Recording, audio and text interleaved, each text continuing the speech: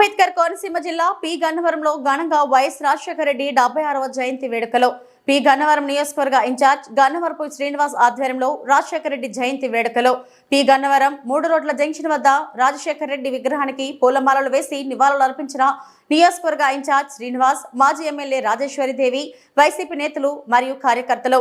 P Gannavaram ప్రభుత్వ ఆసుపత్రిలో బాలింతలకు పళ్ళు, బ్రెడ్ అందించిన నియోజకవర్గ ఇన్ఛార్జ్ గన్నవరపు శ్రీనివాస్.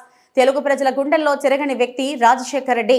ఆయన ఆశయాలను కుమారుడు వైఎస్ జగన్మోహన్ రెడ్డి సారథ్యంలో నెరవేరుస్తామన్న incharge Gannavarapu Srinivas.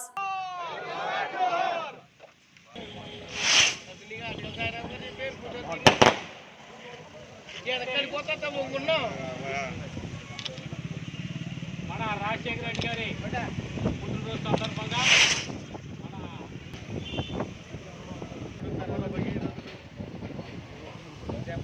Doctor YS Rajasekhara Reddy గారి 76వ జయంతి సందర్భంగా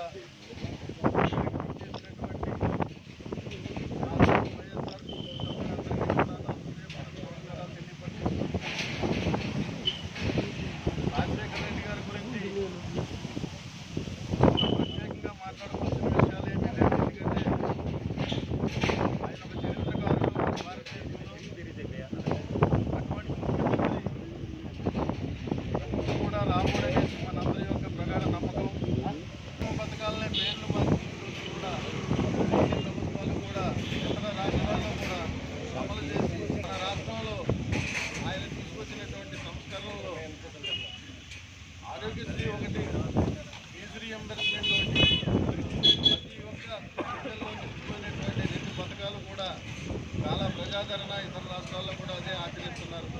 కాబట్టి ఆయనకి ఈ రోజున మనందరం కూడా ఘన నివాళులు అర్పించుకుంటూ ఆయనకి భగవంతుడు మంచి స్థితి కలిగించాలని కోరుకుంటూ సెలవు తీసుకుంటాను.